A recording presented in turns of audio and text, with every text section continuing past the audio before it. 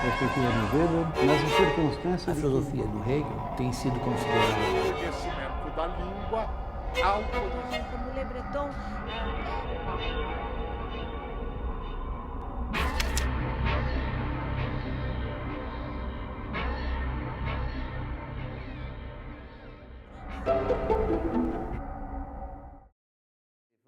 Começa agora o curso livre Universidade de São Paulo.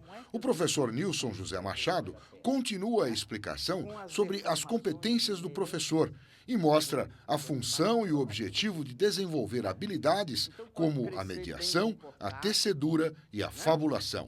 Vamos então à aula do curso Tópicos de Epistemologia e Didática. Então, aí a gente chega nessa nesse outro aspecto, né, fundamental para se pensar o planejamento, para se pensar a organização do currículo, que é a ideia de mapa. Uma ideia fundamental da geografia e que está aí para a gente pensar o trabalho na sala de aula, o trabalho do professor ao planejar.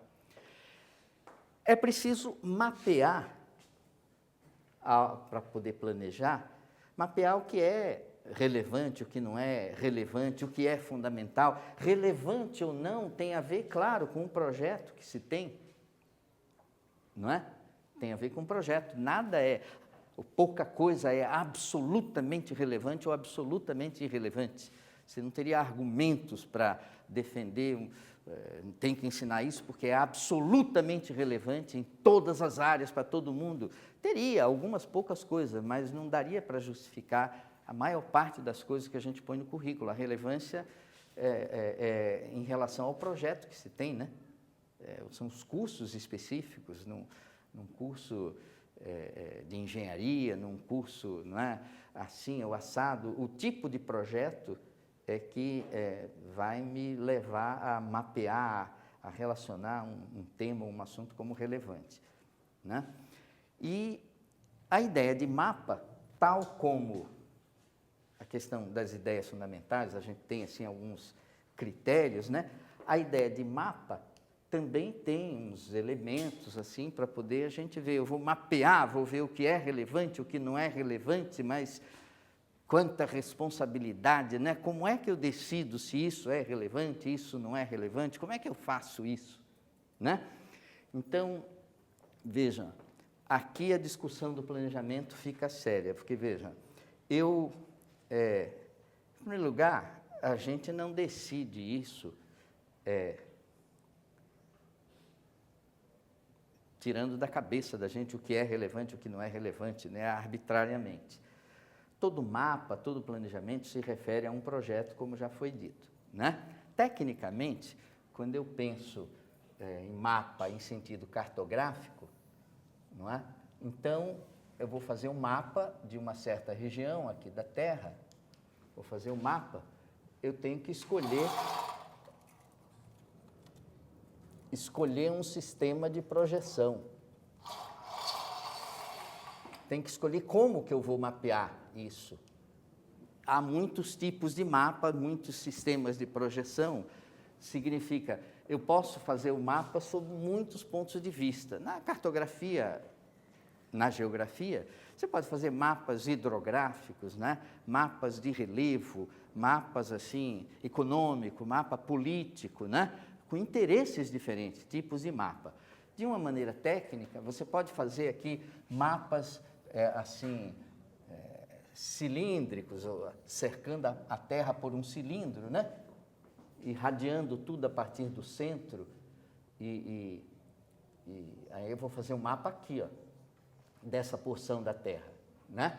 Com as deformações inerentes, porque quanto mais próximo do polo, mais ampliado vai ficar a região.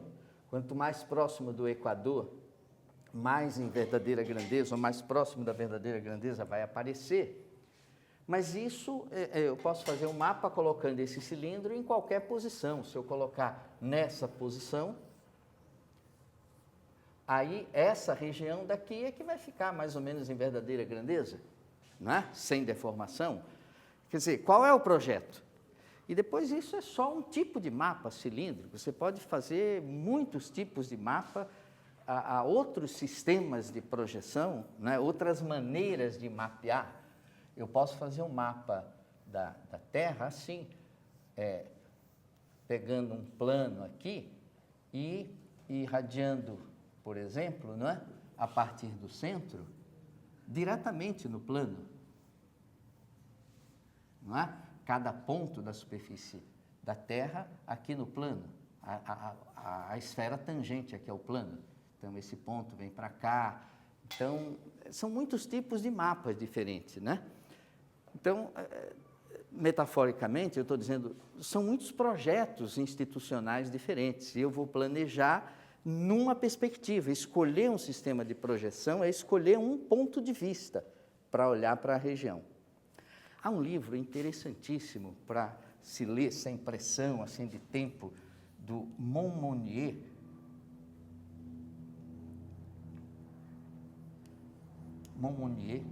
Marc Monmonier, chamado How to Lie with Maps. Como mentir usando mapas. É um livro interessantíssimo, porque é o mentir aí no sentido de dizer como você pode mostrar o que você quiser. O que você quer mostrar? Eu te mostro um ponto de vista a partir do qual, se você olhar dali, você vai ver. Então, ele pega, por exemplo, a guerra acho que de 73, lá de Israel, com os árabes, né? Aquela guerra lá, ele diz, o que você quer mostrar? O Israel oprimindo e perseguindo e não sei o quê, ele faz um mapa que mostra isso, né? As terras invadidas e tudo, ele amplifica isso. Agora, você quer mostrar Israel como um coitadinho e tudo, aí faz um mapa com Israel, aquele paizinho no meio, cercado por árabe de tudo que é jeito, né? Então, ele escolhe o sistema de projeção para visualmente passar o que você quiser.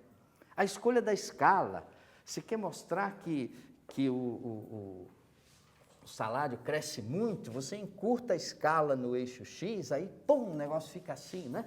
Agora, você quer mostrar que cresce bem devagar, você alarga a escala aqui, o mesmo gráfico vai ficar assim, né? Então, tem um livrinho, How to Lie with Statistics, como mentir usando estatística. A estatística também é ótima, você tortura, ela confessa, qualquer coisa você prova estatisticamente, né? Escolhendo, não é? Uma amostra adequada, fazendo essas torções. Quer dizer, os números não mentem, mas mentirosos usam números, não é? Os números mesmo não mentem, quem mente são as pessoas, mas tem pessoa mentirosa que usa número, e quanto mais usa número, mais parece que ela está falando sério, né? Que a coisa é, não sou eu, os números, né? Então, há uma parte no mapear o que é relevante e o que não é relevante, que é uma decisão explícita do projeto que se tem. Eu escolho o sistema de projeção porque eu quero mostrar isso.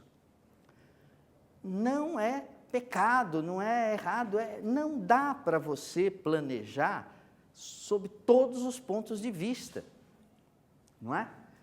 Quem planeja tem que ter um projeto, tem que ter um ponto de vista. Não, eu estou planejando aqui para qualquer projeto, então não está fazendo plano nenhum, né? Então é preciso assumir essa perspectiva do ponto de vista, né? Que, tecnicamente, quando se pensa em construção de mapas, em sentido técnico, é escolher o sistema de projeção. Bom, isso é um aspecto.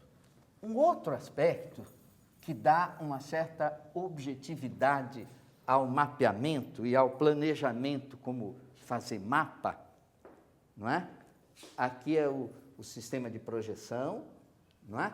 Um outro aspecto é a questão da escala, E aí a briga é boa. Todo mapa tem uma escala, não é? E a escala, objetivamente, me obriga a fazer certas escolhas. Se eu mapeio numa determinada escala, certas coisas não aparecem nessa escala, não podem aparecer. É um esquecimento técnico coerente, não é? Se eu vou fazer um mapa para sair daqui, né? E mostrar como se chega na Sala São Paulo, lá na luz, então eu vou pôr aqui a USP e aqui a Sala São Paulo, e vou querer fazer um mapa para ensinar qual é o meu projeto. O projeto é ensinar as pessoas a saírem daqui e chegar na Sala São Paulo, né? Aí eu ponho aqui a USP, a Faculdade de Educação, e aqui a Sala São Paulo. Pronto. Isso já me obriga a trabalhar numa determinada escala. Se eu colocar a avenida da universidade ocupando toda a folha do papel aqui, acabou, eu não vou conseguir fazer esse mapa. Né? Porque não cabe nessa escala. Tá certo? Então, eu escolho o projeto é fazer as pessoas chegarem lá, né? Aí eu começo dentro dessa escala, a ver o que é fundamental, o que não é fundamental, para poder a pessoa chegar lá, né? Evidentemente, a primeira coisa que eu tenho que fazer é perguntar para a pessoa, porque eu estou mapeando para alguém. Eu estou fazendo um planejamento numa escola, numa classe, né? De uma matéria. A primeira coisa que eu tenho é que perguntar assim, eu vou fazer um mapa para a Hanna ir lá à Sala São Paulo, né? Aí eu vou perguntar para ela, o que você conhece daquele lado? Porque senão eu estou fazendo um mapa para mim, que não preciso, porque já sei, né? Mas eu tenho que perguntar para ela, o que você conhece daquele lado? Né? Porque eu não vou escolher, assim, o que é fundamental pôr no mapa ou não, em função exclusivamente do que eu acho, né? É preciso enraizar esse mapa na realidade aí concreta, né? E esse enraizamento é que vai me fazer levar a ver isso é importante colocar aqui, isso não é importante, né? Não posso me distrair e dizer assim, não, daqui até a Sala São Paulo, né? Olha, passa por isso, passa por aquilo, eu começo a encher, colocar coisas que são coisas interessantes, mas não tem a ver com o meu projeto. O meu projeto é fazê-la chegar lá, né? Então, eu escolho a escala e essa questão da escala é uma questão delicada, uma questão que merece uma atenção maior aqui da gente. Olha, há quem diga que para ensinar determinados assuntos, só tendo muitas aulas, né? Para dar um assunto direito, olha, eu preciso de no mínimo tantas aulas, aí estabelece aí um número, porque senão não é sério, né? Isso tem uma relação direta com essa ideia da escolha da escala. Eu quero defender aqui com vocês a seguinte posição. Qualquer assunto é possível de a gente ensinar com qualquer número de aulas. Qualquer assunto é possível ensinar com qualquer número de aulas, desde que a gente seja competente na escolha da escala, né? Então, a gente ensina o que pode ser ensinado no número de aula, escolhendo uma escala adequada, né? Eu não estou dizendo que tudo deve ser ensinado, eu estou dizendo que tudo pode ser ensinado. Se eu tiver uma razão para fazer, eu arrumo um como. Quem tem uma razão, um porquê, arruma um como. Eu tenho uma razão para ensinar isso, eu arrumo um jeito de ensinar. Não dá para dizer, não, eu tenho pouca aula, eu não consigo ensinar, né? Agora, escolhendo uma escala adequada. O número de aulas vai definir assim a escala. Quer dizer, às vezes as pessoas chamam para você fazer uma palestra num tal lugar. O tema é isso, a ideia de competência. De quantas horas você precisa? Como é que eu vou responder? Não tem resposta. Eu digo, olha, você me diz quantas horas você tem, ou quanto tempo você tem. Não, você tem meia hora. Eu falei, tá bom, eu vou lá e vou falar sobre competência em meia hora. Não, você tem das 8 ao meio-dia. Eu falei, tá bom, eu vou lá e vou falar sobre competência das 8 ao meio-dia. Só que o que eu vou falar em meia hora não é o que eu vou falar das 8 ao meio-dia. Mas o que eu acho é que não é pertinente se dizer, não, eu não consigo falar de competência em meia hora. Meia hora é pouco, não dá para falar. Claro que dá, não é? E assim com qualquer assunto, não é? Olha, tem um artigo, o pessoal aqui que é de matemática, né? Tem um artigo de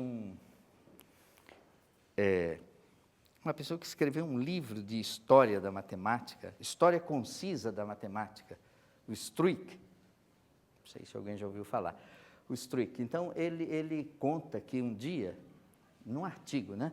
Isso um dia eu dava aula numa escola e um pai, numa reunião de pais, chegou para mim, né, no intervalo lá no café, e falou, olha, por que você está querendo ensinar isso para o meu filho? Qual é a relevância disso para o meu filho, né?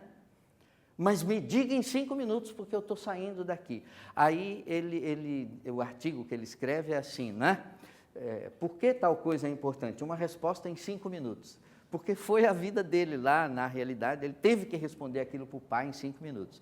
E aí ele comenta o que ele falou para o pai e tudo, né? E essa questão de você tem 5 minutos para me dar uma resposta. Eu dou.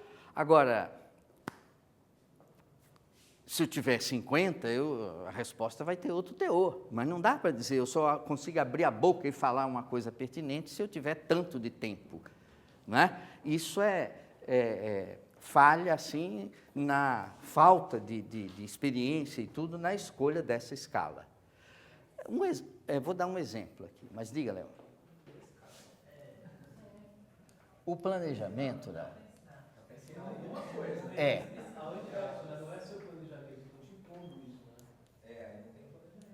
olha, o planejamento tem essas duas coisas. Tem um mapa, onde entra a questão da escala, e tem o tempo, não é? Que vai determinar o que você consegue fazer. O que eu estou querendo dizer, Léo, é que sempre dá para casar isso com isso. Escolher uma escala compatível com o tempo que você tem, não é? Agora, é evidente que o tempo é uma variável importante, não é? Ter mais tempo, ter menos tempo, no que eu vou conseguir ensinar, não é? O que eu estou defendendo é que é possível ser sério tendo pouco tempo ou tendo muito tempo. E é possível ser um enrolão tendo muito tempo. Dispondo de muito tempo, você pode ser um embromador. Não se ater ao que é fundamental, mesmo tendo tempo de sobra, né?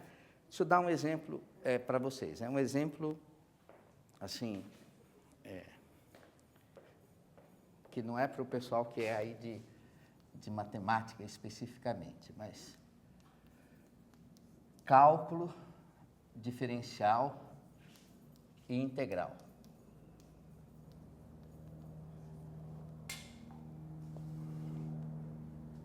Quem é que sabe o que é isso, cálculo diferencial e integral, do que está aqui? Fora o Daniel, fora o Leonardo, fora o Renan, fora o Samuel, que vem da matemática, né? Então, mas mesmo para eles vão fazer esse exercício, né? Imagine um pai de aluno perguntando assim para você, me diga aqui em 5 minutos o que é o cálculo, de que trata o cálculo diferencial? O que é o cálculo que você está querendo ensinar para o meu filho, né? Daí, você tem 5 minutos para me dizer. Dá para dizer? Dá para dizer, né? Um aluno, olha, veja a situação. O interesse é o bem mais valioso que a gente tem com os alunos. Um aluno interessado é tudo. Um aluno que conhece um monte de coisa, mas não está interessado em nada, eu tenho problema. Um aluno que não sabe grandes coisas, mas está interessado, eu ensino.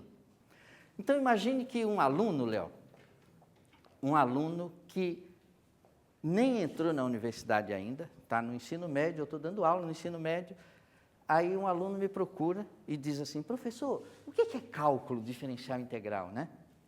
Aí eu digo, sim, por que você está querendo saber? Ele falou, sabe por quê? Porque o Joãozinho era super bom aluno aqui na escola, e aí ele entrou na faculdade e está se ferrando no cálculo lá, está indo super mal. Eu quero saber o que é isso, porque ele era tão bom aqui, lá ele está se ferrando, né? O que é cálculo, hein, professor?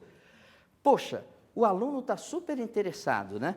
Aí imagine a minha resposta, eu digo para ele, olha, para eu te falar o que é cálculo, eu vou precisar de 300 aulas, e não sei o quê, e que você saiba isso, saiba aquilo. Ele vai falar, puxa vida, coitado do Pedrinho, vai morrer lá, né? Eu tenho que aproveitar esse interesse, e ele diz ainda assim, não, professor, mas o intervalo está acabando, né? Está acabando, eu já vou começar a aula. Mas me diz, professor, o que é cálculo, né? Eu digo para ele, em 5 minutos. Não é? O que a gente poderia dizer? Vamos ver. Vamos fazer esse exercício aqui. Né? Mas a gente poderia dizer assim, olha, se fosse, dependendo do ambiente, você podia escolher o Heráclito e o Parmênides para conversar, né? O Heráclito é aquele que dizia assim, a gente nunca se banha 2 vezes no mesmo rio, né? Porque quando você volta lá, o rio já é outro. E o Parmênides é o que dizia assim, não, conhecimento só dá para conhecer o que é permanente, aquilo que é a essência, né, permanente. O que fica mudando toda hora não dá para conhecer. Então, o cálculo, no fundo, é uma tentativa de a gente pôr para conversar Heráclito com Parmênides. Ou seja, a gente cuidar das coisas que estão sempre mudando, e tudo está mudando, a vida é mudança o tempo todo, mas tratar as coisas que estão mudando como se fossem constantes, não é? Mas um pequeno trecho constante, outro pequeno trecho constante, uma coisa assim. Mas isso é muito sofisticado, vamos baixar o nível e dizer assim, olha, eu vou dizer o que é cálculo, dizendo assim, vocês já ouviram falar da Gabriela? Gabriela? Eu nasci assim, você sempre assim. Gabriela é o padrão de constância, né? Eu nasci assim, você sempre assim. E já ouviram falar do Raul Seixas? Raul Seixas. Raul Seixas era o quê? A metamorfose ambulante, né? O cálculo é um assunto que a gente estuda, onde a gente estuda o seguinte, como é que pega a Gabriela e põe para conversar com o Raul Seixas? Ó. Gabriela e Raul Seixas. É isso, né? Como? Assim, ó, uma coisa que está mudando, né? Eu olho essa coisa que está mudando, como se fosse assim, ó, constante, constante, constante, constante, como se fosse vários pedaços, né? Não é? Eu olho uma coisa que é variável como se fosse constante em pequenos trechos. Isso eu estar entrando no cálculo, isso é fazer cálculo, né? Decompor essa coisa que é variável em pequenos trechos em que eu estou raciocinando como se fosse constante, não é? Analisar. E integrar é juntar tudo depois e ver a coisa, ver aquela curva como se fosse, na verdade, uma escadinha, né? Tá certo? Olha, imagine vocês aqui na sala. A temperatura média dessa sala é entre 2 horas e 5 horas, no tempo da aula. Qual é a temperatura média da sala nesse intervalo, entre 2 e 5 horas? Sei lá, né? Média a gente está acostumado a fazer só quando dão para a gente 4, 5 números, aí a gente soma, divide e tem a média, né? Agora, a temperatura média entre 2 e 5 horas, quantas temperaturas tem aí entre 2 e 5 horas? Cada instante é uma, né? Então, a temperatura variou entre 2 e 5 horas, né? E variou, e cada momento era uma temperatura. Como é que eu vou saber qual é a média? Sabe sim. Você faz assim, né? Você divide esse intervalo das 2 às 5 horas, são 3 horas, 180 minutos. Divide em 18 intervalos de 10 minutos. A cada 10 minutos, você mede a temperatura e supõe que ela ficou constante, 10 minutos. Depois olha de novo, supõe que ficou constante. Olha de novo, supõe que ficou constante. Aí você faz 18 observações, e qual é a temperatura média da sala?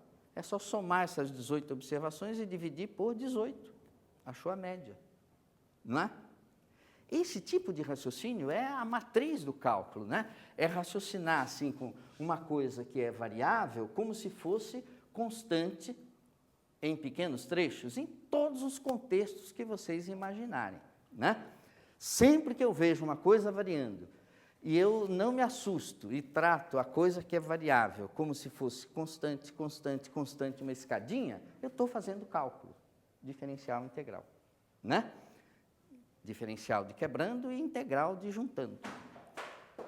Bom, acabaram os 5 minutos, né? O aluno foi embora, né? Mas ele diz, professor, gostei, achei legal, né? Fácil o cálculo, né? Fácil, né?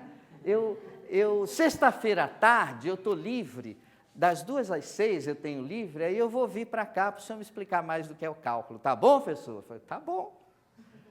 Aí, na sexta à tarde, ele vem para ficar 4 horas eu falando sobre cálculo para ele. Se eu ficar falando só isso, ele vai achar que eu sou bobo ou que o cálculo é uma bobagem, porque isso é assunto para 5 minutos, né? Mas para eu ficar 4 horas falando, ele vai achar que eu estou gagá, não é? Mas aí tem outras coisas para falar do cálculo, né? Tem outras coisas. Porque, veja, aqui eu estou entrando no cálculo, um conceito do cálculo. O cálculo tem 2 conceitos, o conceito de integral, que é o primeiro, mais antigo, e o conceito de derivada. Isso aqui para nós, eu não vou falar para o aluno, né? Mas um conceito de integral é esse, é o de você pegar uma coisa que é variável e aproximar por constantes, não é? Nesse sentido fácil que eu falei aqui para vocês. Qualquer coisa que varia, eu decomponho, varia porque o intervalo é grande, eu decomponho em pequenos intervalos e raciocino como se fosse constante, né? Agora, a outra ideia fundamental do cálculo, são 2, né? É a ideia de derivada. Derivada é um nome feio, não diz nada, nem fala, mas é a rapidez com que as coisas variam. Dado que uma coisa varia, eu quero saber agora é a rapidez com que varia. Essa árvore que está aí, que a gente está vendo, não é? Na cabeça da Railene, ali, ó, do lado de fora, Railene. Então, a árvore está crescendo. Quando a gente começou o curso, ela não estava desse tamanho. E eu estou vendo aí que essa árvore está crescendo 3 centímetros por semana. Isso é uma taxa de variação, é uma rapidez. A árvore está crescendo 3 centímetros a cada semana, não é? Então, é uma coisa natural. Qualquer coisa que varia, eu quero saber, assim, a rapidez com que varia, né? A rapidez com que cresce, a rapidez com que decresce. Tá certo? E isso é cálculo. Isso é a outra metade do cálculo. Tecnicamente, né? A gente diria assim, ó, só há 3 tipos, 3 modos de uma coisa crescer. 3 modos, 3 formas de crescer. Uma forma de crescer é assim, ó, tchum, em linha reta. Crescer assim, em linha reta. Isso é um modo de crescer, não é? Qual é a característica desse modo? É assim, para cada um na horizontal, na vertical, sobe sempre a mesma coisa, sobe um valor aqui, digamos, A. Para cada um na horizontal, A na vertical. 1 na horizontal, A na vertical. 1 na horizontal, A na vertical. É uma rampa. Isso é um modo de crescer. Como é que a gente diz assim? É crescer a taxas constantes. Cresce com a rapidez constante. Isso é um modo de crescer, né? Quantos modos de crescer existem? Só 3. Só 3. E o cálculo trata disso. Ou se cresce a taxa constante, ou então, né, outro modo de crescer é assim, crescer mais rápido do que a taxas constantes. Crescer mais rapidamente, ó, é a curva voltada para cima. Por que isso é crescer mais rápido do que a taxa constante? Porque, veja, ó, você põe 1 aqui na horizontal, sobe tanto. Você põe 1 outra vez na horizontal, sobe mais, né? Põe mais 1 na horizontal, sobe mais, né? Não é? É crescer encurvado para cima, né? Crescer com a boca para cima, crescer encurvado para cima. Isso é crescer mais rápido, exponencialmente, né? Crescer mais rápido do que aquele bem comportado que cresce sempre com a mesma taxa, não é? E o terceiro modo de crescer é crescer a taxas decrescentes. O que é crescer a taxas decrescentes? Cada um que eu ponho aqui na horizontal sobe um valor, só que depois eu ponho mais um, sobe menos, põe mais um, sobe menos, cada vez sobe menos. Isso é crescer cada vez mais devagar, não é? Então, metade do cálculo vai tratar disso, da rapidez com que as coisas crescem ou decrescem. Tudo que eu falo para crescimento vale para o decrescimento, né? Então, pode crescer bem comportado, né? Crescer exponencialmente, crescer adoidado, ou crescer que nem salário. O salário cresce desse terceiro modo, né? Cresce, mas vai deitando, né? Vai deitando, né? Isso aqui é preço, isso aqui é salário, não é? Bom, estudar a rapidez com que as coisas crescem, porque você ficar olhando num gráfico, você olha um gráfico e diz assim, aqui cresce, aqui decresce, aqui cresce, aqui decresce. Isso é banal. A gente estudar cálculo é para poder olhar para um gráfico e dizer, aqui cresce cada vez mais rapidamente, já agora começou a crescer cada vez mais lentamente. É dar qualidade à observação, crescer rápido, crescer devagar, é qualificar o crescimento. Eu estou começando a estudar o cálculo, tá certo? E as situações práticas, gente, as situações práticas no fim de semana, vão descer 40 mil carros para o litoral. Aí você ouve isso no rádio. Como é que foi feito isso? Os caras fizeram uma linha direta com alguém lá em cima para poder descobrir qual foi o cálculo que foi feito, né? É um cálculo desse tipo, né? De a rapidez. Alguém vai lá no pedágio, por exemplo, e vê assim, quantos carros estão passando por hora, né? Ou nem por hora, que uma hora ninguém vai ficar lá, por minuto, em 5 minutos, em 10 minutos, mas assim, digamos, se passam lá no pedágio 20 carros num minuto, o que se deduz aí? Se continuar assim, se deduz simplificadamente. Se continuar assim, né? A cada minuto 20 carros, cada minuto 20 carros, então em uma hora vão passar 1.200. Se continuar assim, em 24 horas vão passar 24 vezes isso. E aí dá esses chutes, né? Esses chutes são muito frequentemente assim, supondo uma taxa constante. Alguém foi lá, mediu e disse, se continuar desse jeito vai dar tanto. Né? Claro que macaco velho, que já viu no ano anterior e tudo, diz assim, não, entre 10 e 12 horas costuma diminuir o fluxo. Aí ele calcula até tal hora com tal taxa e depois de tal hora com outra taxa. Não é? Mas são estimativas. O cálculo vive disso, dessas projeções. Estudar cálculo primeiro essa coisa de aproximar o que varia pelo que é constante, porque é constante a gente fica mais tranquilo, né? Então a metade do cálculo vem daí. E segundo, dado que a coisa varia, estimar variações, né? Fazer projeções, se está variando assim isso agora, daqui a 1 ano, daqui a 2 anos, daqui a 100 anos, né? Daqui a 100 minutos, como é que vai ficar? A partir da taxa, projetar, né? Projetar aí o resultado lá para frente, tá certo? Pronto, eu posso passar 4 horas dando exemplo para ele disso daí, né? É mais do que 5 minutos, né? E estou falando de coisa que é cálculo e é importante para quem faz engenharia, não é só para o leigo, para dar uma resposta em 5 minutos para o pai, tá certo? Aí o aluno vai embora no fim da tarde, na sexta-feira, né? Ele diz, está aí, professor, achei legal, estou achando fácil o cálculo, professor.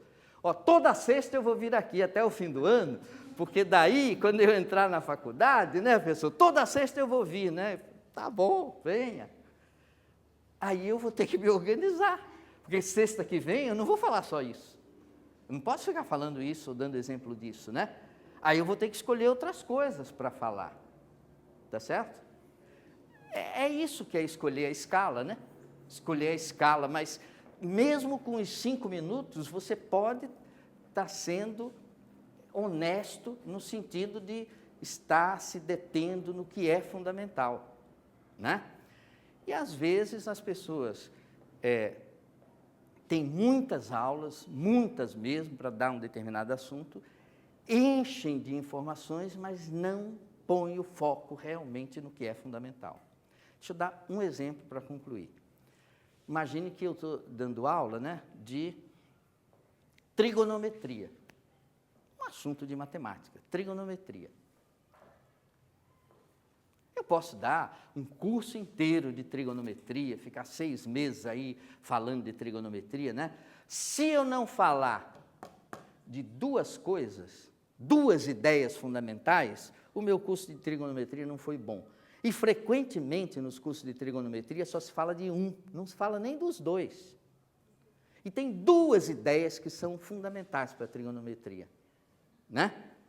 Trigonometria tem a ver, assim, com proporcionalidade, essa mesma ideia, assim, de proporcionalidade, né? Proporcionalidade é assim, né?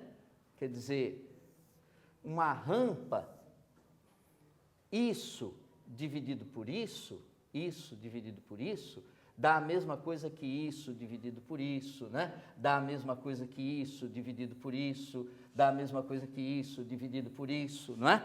Essas razões, isso sobre isso, isso sobre isso, isso sobre isso, essas razões não dependem do tamanho, depende só desse ângulo, esse ângulozinho daqui, não é? Essas razões determinam esse ângulo, não é? Então, quanto maior esse ângulo, maior vai dar essa razão, isso sobre isso. Quanto menorzinho, menor vai dar essa razão. Essas razões são uma marca característica desse ângulo, né? Isso é uma ideia importante na trigonometria. O pessoal chegou a isso olhando para o céu, fazendo cálculos astronômicos, né? Vendo quanto andava lá, a partir desse ângulo, e aí vê quanto anda aqui, e pela distância daqui lá, calculava quanto andava lá, vendo o que andava aqui, né? Isso é metade da trigonometria, ou uma das ideias fundamentais da trigonometria. A outra ideia fundamental, e não tem 3, só tem essas 2, é a periodicidade. Não é?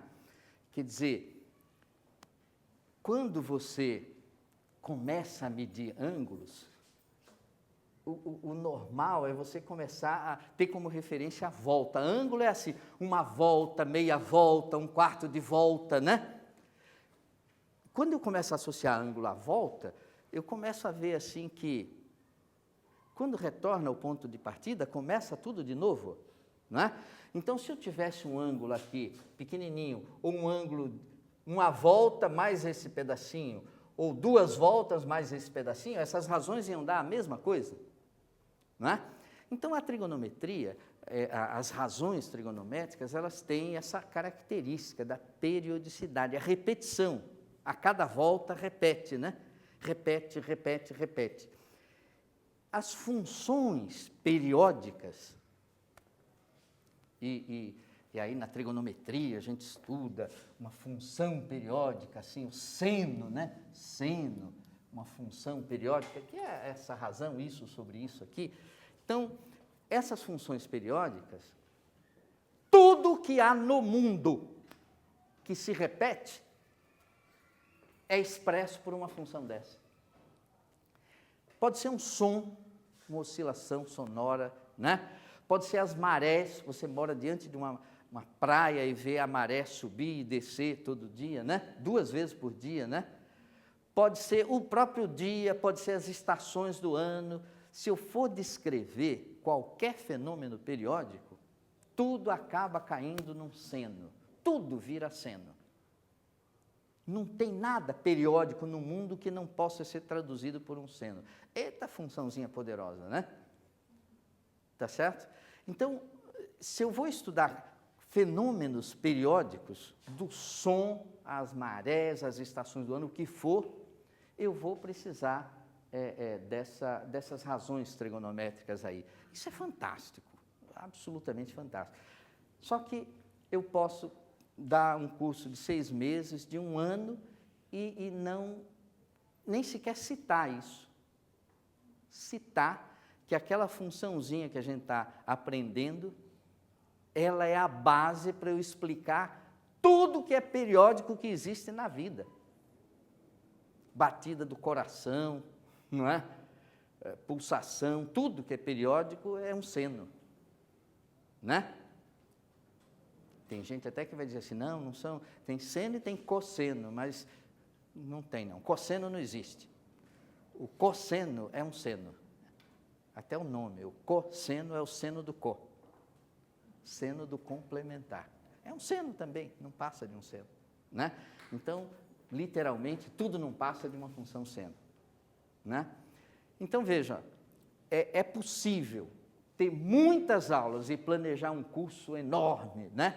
Sem se deter no que é fundamental de cada conteúdo, e é possível você, com poucas aulas, chamar a atenção para o que é fundamental.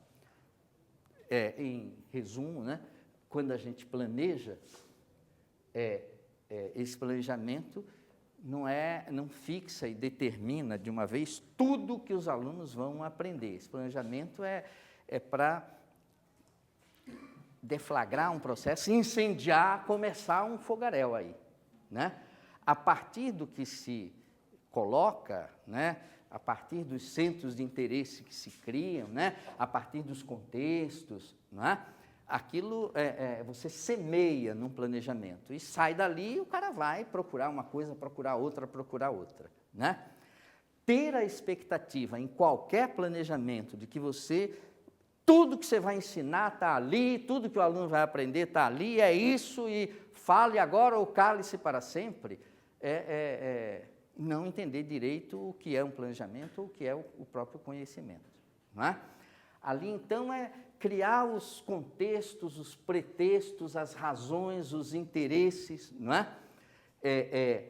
Deixar plantadas as ideias fundamentais, porque é por meio delas que a gente vai para onde quiser, saindo da base, a gente vai para onde quiser. E se eu ficar dando aulas e aulas da periferia, aqui da periferia, sem me referir à base, as pessoas aprendem tudo disso daqui, mas não conseguem ir para o lado.